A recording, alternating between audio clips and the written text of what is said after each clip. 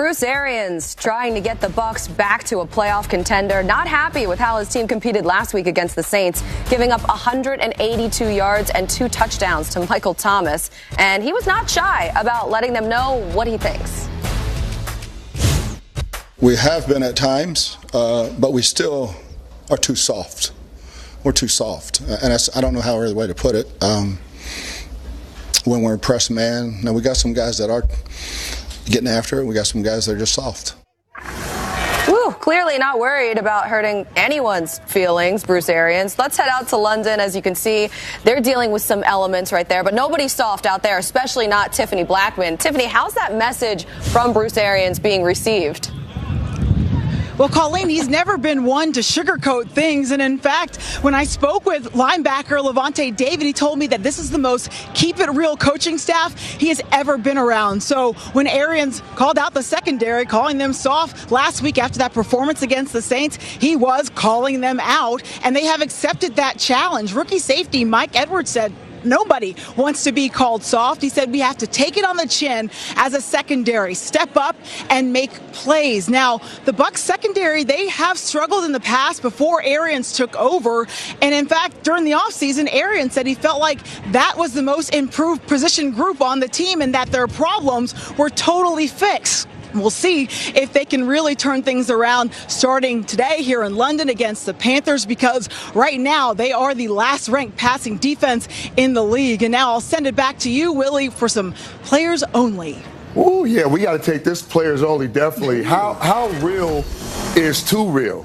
When the head coach calls out his players, and sometimes, like I grew up under Parcells, so there was no filter, there was nothing. If you wasn't doing something, he was letting you know right then in the meetings everywhere. But when you go to the media and call out your secondary or a group, what does that say to you as a player, MJD? Well, I don't, like, I never had a coach really call the group out like that. So it's in different. The media. Not everybody. He said a few guys. Yeah, no, but it's funny because I remember when I first got to Jacksonville, we had guys like Mike Peterson, Fred Taylor, Marcus Stroud, John Henderson, who would tell you face to face, like, you're acting a certain way, we don't like it. Right. And I get that coming from a player, but as a coach, I understand it too, because there's only so many times we can go one-on-one in the room and I can call you in a meeting like, hey, I need you to play better.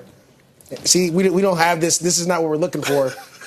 Come on, I need you to try to make this tackle. Like, until the point where I got to be like, okay, you out here acting soft. Now, no grown man wants to be called soft. And I think it's going to be interesting to see how they react to it, because I know how I would have felt in that situation. How would you have felt? We would have had to talk, because that word.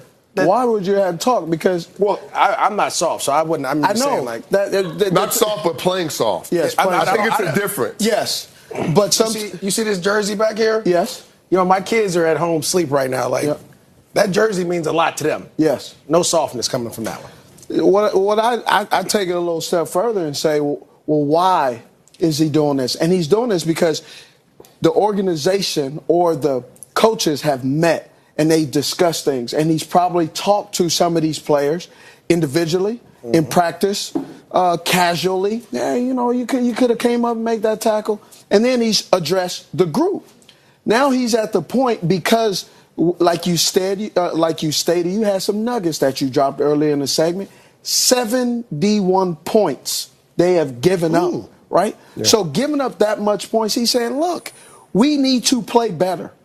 We can't have this. And also, too, he is establishing a new culture, because he is filling in for the old culture. And he's telling these young guys, or these current or temporary employees, if this continues going into free agency next year, you will be a free agent and we will replace you, because we don't want this type of play on our team. He is letting those old guys know that was acceptable for the old regime. This new regime has a higher standard. And if you don't believe that, that's why the old regime is not coaching. And that old regime is now having a struggle in Atlanta, right? So it's carrying over. So, sorry, just that's just what I've seen as an analyst. I think, and then consistency. You talk about your group, position group, or whatever, playing with consistency. If you're last at pass defense, or you're at the bottom of the league at that, if you're playing a good team, you going into New Orleans and you can't shut down certain receivers, and you're giving up big plays where this team hadn't been able to throw the ball over 20 yards for 3 weeks that the new quarterback has been in, and they go out and they have a field day, throw off almost 300-some yards, 400-some yards, and you're telling these guys, we want to play a certain way, okay? We want to go out here. We want to be dominant. We want to be physical. We want to play press man. You know what that means. You got to play press so the front seven can get home. These guys are playing off, giving up plays. That's saying something. As a player, that's going to motivate me. It's going to make me want to go out and play harder, and it's going to light a fire under me. Can I tell you something? The old regime and the old football players, it motivates them. The new ones, they become innies. You would think they go inside. You would think though, after Mike Thomas catches all these passes and flexes on you, that something in you as a man is going to say, "Look, I'm tired of him doing this and bullying me." Yes. Yeah. I think so. Yeah, well, we'll see what happens going forward today. We shall see. They said they fixed the problems, Colleen, and everything's worked out. So this is a great day to get it going. Yes, it is. We'll see if they can get it done. Time now for the fantasy preview presented by DraftKings. And Michael Fabiano, he's got your daily fantasy lineup set. He's rolling with Lamar Jackson and Mark Ingram against Cincinnati. DJ Chark looking to stay hot against the Saints.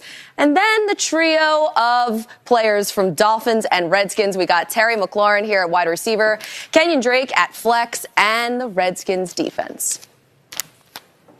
DraftKings is the official fantasy partner of the NFL. And today, only new players can play free for over $1 million in prizes with your first deposit. Download the app and sign up using promo code GAMEDAY.